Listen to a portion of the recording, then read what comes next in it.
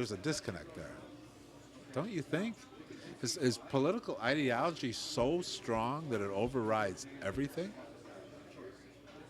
Does political ideology, is it the tribe politics run everything now? I mean, it's maybe, Leave your blind obedience at the door. It's time for Carl and Mike.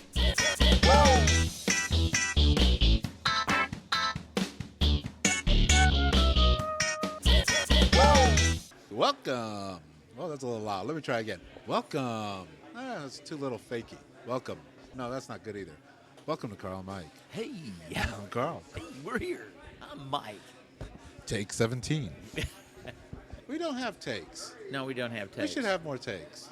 Well, people would say we should have more takes. Some people say, that, well, it's just like the deal we went to the other night. One of the things they say that people like about podcasts, which I'm assuming that all our, thousands of listeners are saying, is they like the authentic nature of Carl and Mike.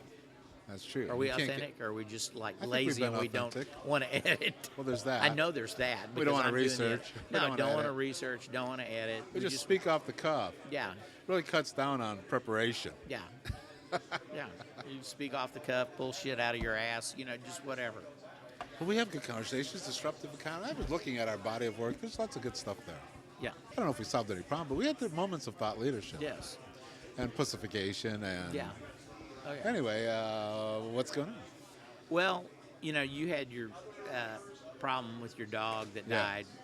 We've lost Booger. I know people have talked to, well, it seems as though we've lost him. He just he's 16 years old, and he kind of up and took off.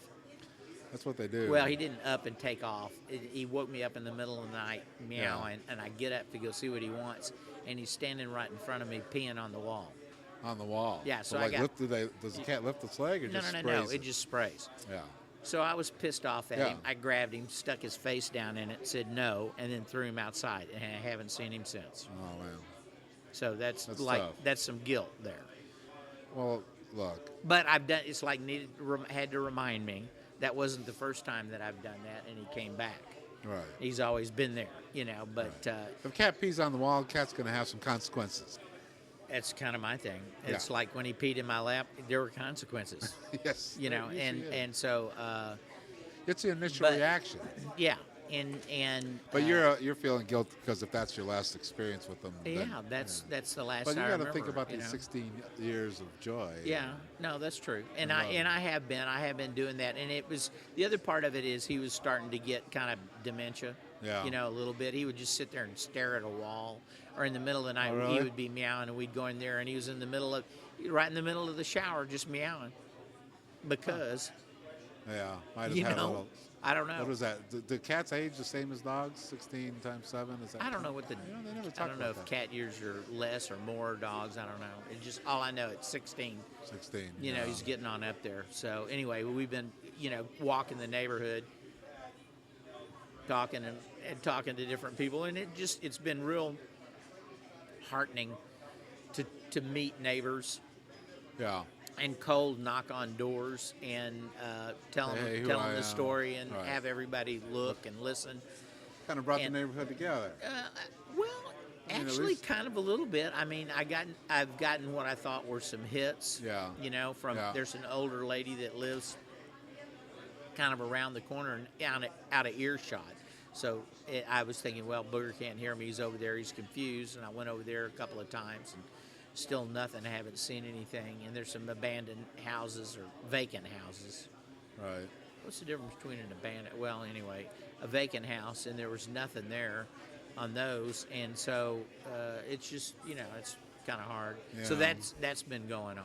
Well, and then I showed you cats too. And then I showed you that picture before you came here, sitting here in the cafe, corner cafe. Yeah. On the corner of Forest and Preston, in the corner booth.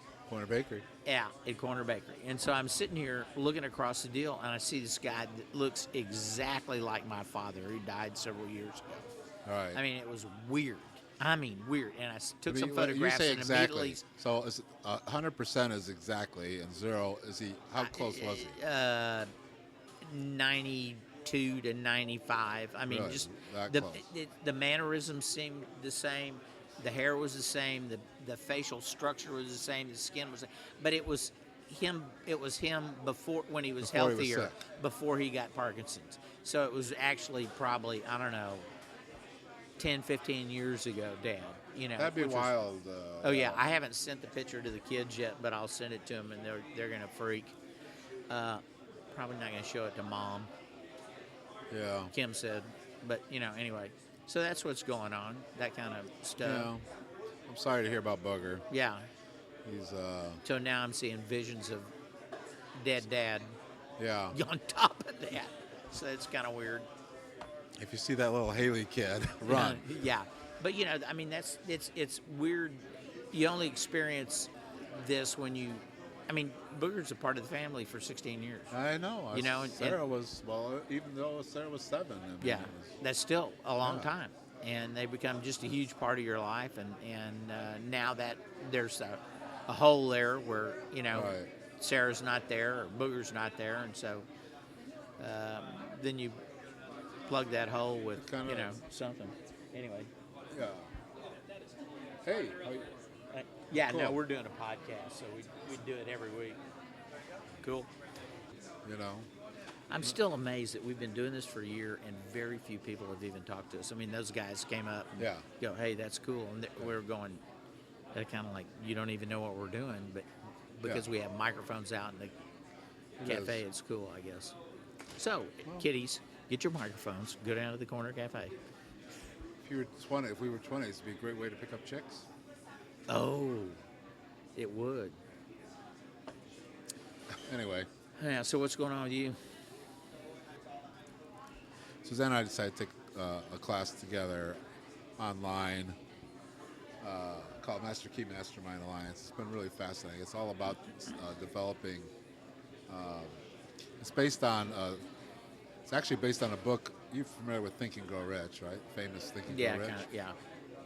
It's based on a book written before that. And it's all about using the conscious mind to direct the subconscious to create your future. I'm really digging it. So we've put together a goal board, kind of like a goal board or dream board, Oh, whatever, yeah. and we've done all this stuff. So we're creating our future as we speak, Michael. Oh, that's cool. Yes. So and it's been nice. So Suzanne, she's going through physical therapy 3 times a week. Yeah. And she has limited things she can do with her arms. So I feel like I've been kind of a person and a half. Yeah. The last couple of weeks. Oh, but that's good. Yeah. So things are going good. Want to segue because you mentioned your cat having dementia, which made me think of Ben Carson. I'm telling you, there's something weird with this guy. Oh, I Yeah, think there's a Trump lot is weird with Trump. the guy. But yeah, there's something. This is going to end badly. For Ben, Ben and Ben's followers, I feel. you think? I do. Why? What did he? What kind Well, of brain it's just- fart did he have that last time? It's a body of work that he's developing now. Here's a couple things I know about doctors, because I've worked with doctors in the Shackley thing. Mm-hmm. Doctors go through this ridiculous 8 years of intense study, then the whole internship. Really narrow focus. The whole internship, Yeah. which pretty much owns their life. Yeah. And then, by the time they get their practice, just to pay their debt off. I mean, they're Yeah. just so focused on one area. So they're really, really smart. It's almost like autistic. Not Yeah. autistic Oh, yeah. is the right word. No. But they're really smart in this one area Mm-hmm. and then totally clueless everywhere else in life. Yeah.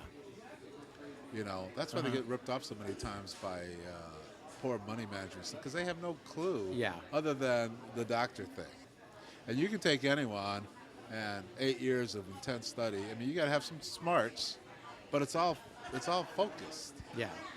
In Ben's case, Dr. Carson's case, something's not right.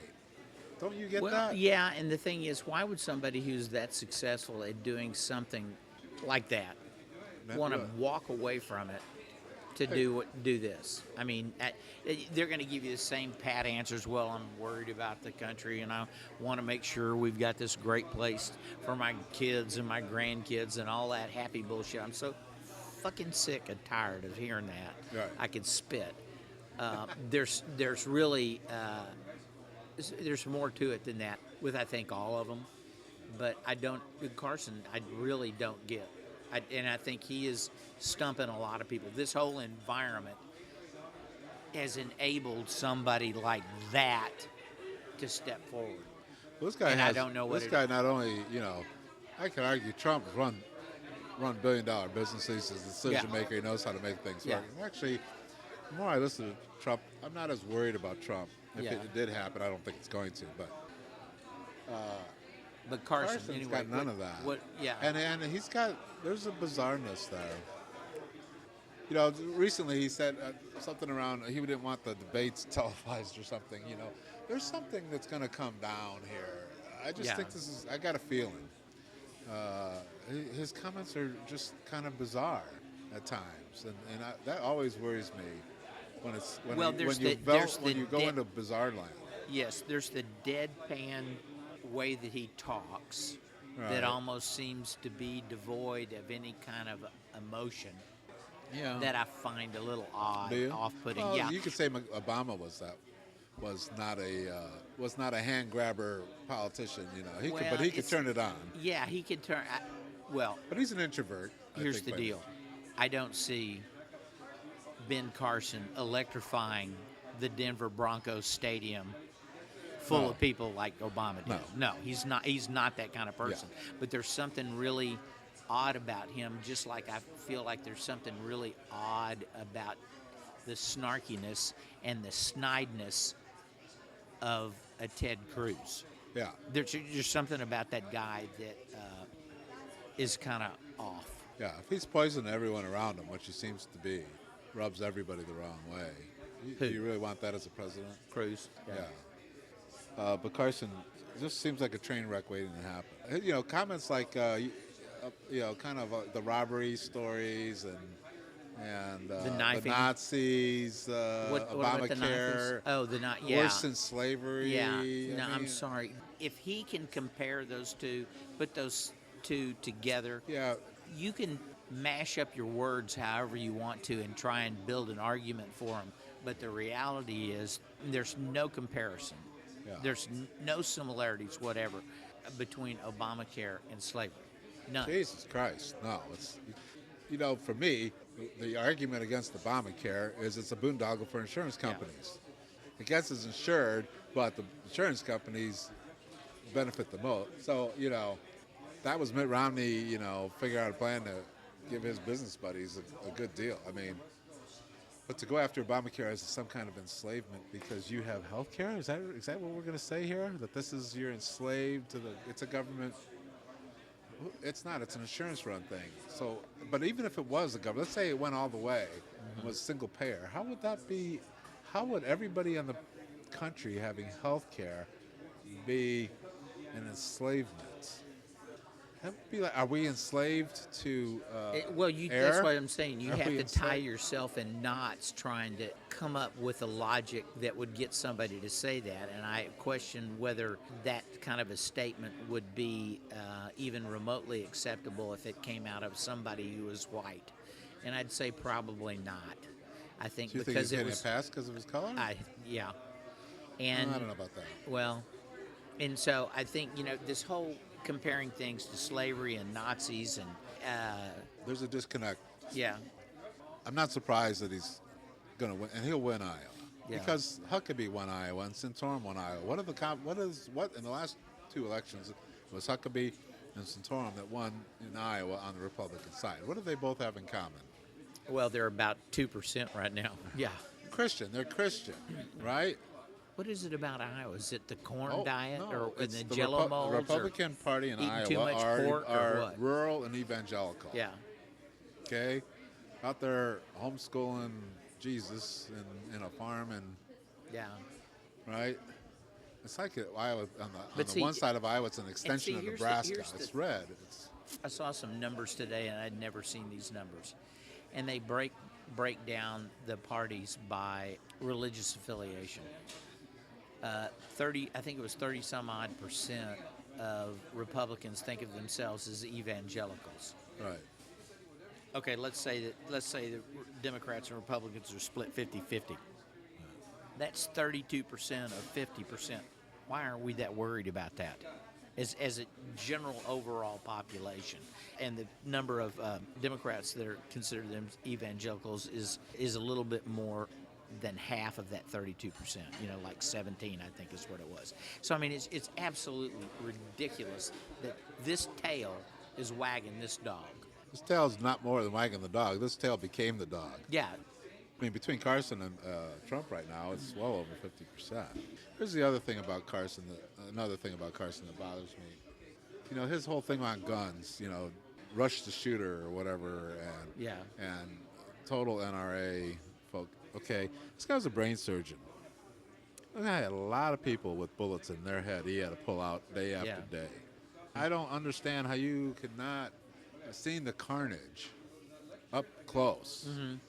Having to walk down the thing to tell the mother that her kids didn't make it, and to have that attitude around guns. There's a disconnect there, don't you think? Is political ideology so strong that it overrides everything? Does political ideology, is it the tribe politics run everything now? I mean, it's maybe, you could argue that the argument has been made that the Republicans are kind of white crackers, and a lot of the Obama stuff was racial. They're embracing Carson. So does political ideology overcome racism? No. No? Yeah, I think the Republican Party is based on white crackers. I mean, isn't that what Lyndon Johnson said when he signed the thing? Said, we've lost these Southern white voters isn't that what we're dealing with here? Yeah. Well, it's been way more than a generation. Right. And they lost them, and my thinking is, who cares if you lose those people? These people that are running for president on the Republican side would never sit down and have dinner with these people that are voting for them, that they're out courting. They manipulate those people. They're manipulating. Look at Kentucky Everybody's today, being manipulated. Kentucky at the recent election. Uh-huh. Kentucky had probably the best use of Obamacare. This KNET, Now KY they're saying net. they're going to take it Well, away. they had a Tea Party nut. I want to watch he's that. going to take it away. The people that have got it are not going to be happy about that. I hope the pitchforks come out, but I mean, can you believe that shows the power of not voting? I mean, you're going to lose it. Mm-hmm. You're going to lose it. Yeah. And this guy's going to dismantle the best thing one of the best run examples of. I hope he does. I hope he tries to dismantle it, because I think the backlash on that is going to be unbelievable, and everybody's going to be watching what it does to the overall cost of Kentucky's. Yeah, everybody's going to watch to see if we try You can take the insurance away, Yeah. but the people, when they get sick, are still going to your hospitals, and Right. you're still going to have to pay to patch them up. Yeah, but it's different, Michael. If I have cancer, Yeah. I ain't go in the emergency room when I fall down or something. They're not going to do a series of radiation treatments. They're not taking care of whatever. You know what I mean?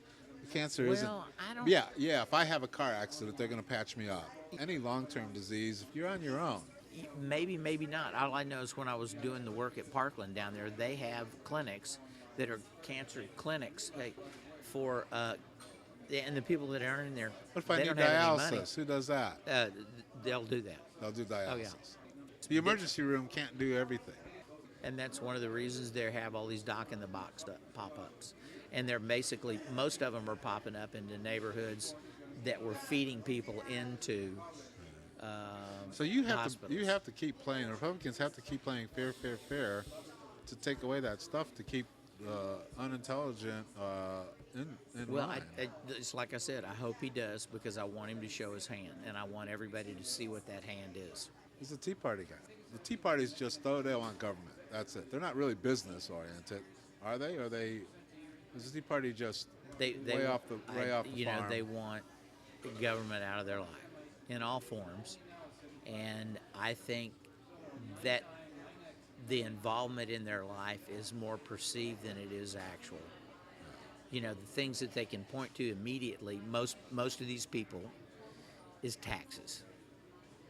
That's what they can put, Yeah, and most of them taken talk. out of your check. They bitch about medical insurance and stuff like that, and the high cost of medical insurance. When was the last time you wrote a check to the government for your medical insurance? Yeah, They haven't. I know.